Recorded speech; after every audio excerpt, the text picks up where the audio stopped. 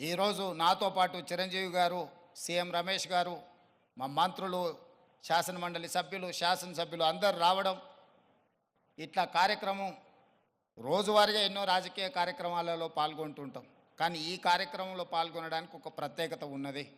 ఈ ప్రత్యేకత రాష్ట్రం యొక్క ఆలోచనకు అనుగుణంగా ఉన్నది. ఈరోజు రాష్ట్ర ప్రభుత్వం ఏదైతే ఎకో టూరిజం పాలసీలో ఇలాంటి పార్కులు మేము డెవలప్ చేయాలనుకుంటున్నామో, రాబోయే రోజుల్లో ఖాళీ వరి పండించడమే కాదు, ఇతర కమర్షియల్ క్రాప్స్ వైపు ఈరోజు వనాలు, ప్రకృతి వనాలను పెంచడానికి కూడా రైతులను ప్రోత్సహించడానికి ప్రభుత్వం వైపు నుంచి ప్రణాళికలు ఉన్నాయి.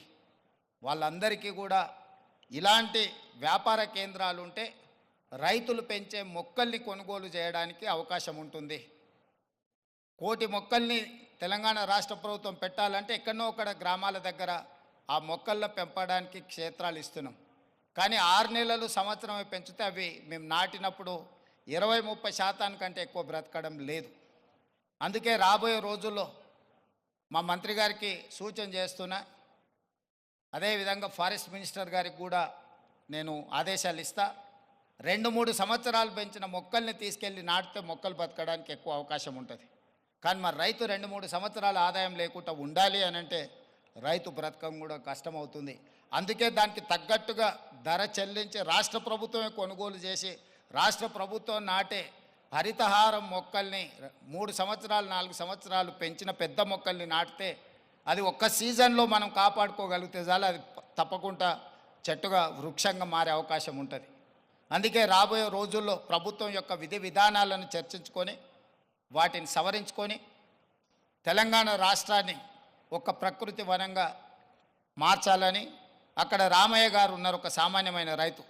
మీరందరూ వారు ఎవరో అనుకోవచ్చు. రామయ్య గారు ఆయన ఒక వ్యవసాయ కుటుంబం నుంచి వచ్చి మొక్కలు నాటే కార్యక్రమంలో భారత ప్రభుత్వం వారికి పద్మశ్రీ అవార్డు ఇచ్చింది. చిరంజీవి గారు రాణిస్తే చిరంజీవి గారికి పద్మభూషణ్ ఏ విధంగా ఒక రంగంలో రాణిస్తే ఇచ్చిండ్రో, ఒక రైతుకు కూడా మొక్కలు నాటడంలో రాణించినందుకు రామయ్య గారికి ఆ గుర్తింపు వచ్చింది. ఖమ్మం జిల్లాలో ఒక మారుమూల ప్రాంతంలో ఉండే ఒక వ్యవసాయ రైతు మొక్కలు నాటడం వల్ల పద్మశ్రీని సాధించిండు. అంటే ఒక కమిట్మెంట్, డెడికేషన్ ఉంటే ఈ ప్రభుత్వాలు గుర్తిస్తాయి, ప్రోత్సహిస్తాయి. రామయ్య గారు లాంటి వాళ్ళని మనం ఆదర్శంగా తీసుకోవాలి.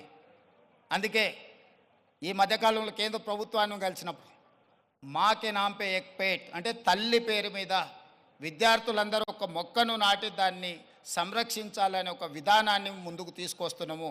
ప్రతి విద్యార్థి తమ కన్న తల్లి పేరు మీద ఒక మొక్క నాటి ఆ స్కూల్లో ఆ మొక్కను కాపాడితే కొన్ని లక్షలాది కోట్లాది మొక్కల్ని ప్రతి సంవత్సరం మనం పెంచుకుంటూ పోవచ్చు. ఇట్లాంటి వినూత్నమైన కార్యక్రమాలను ప్రభుత్వం తీసుకురావాలనుకుంటుంది. తొందరలోనే ఈ విధి విధానాలతో ముందుకు వస్తాం.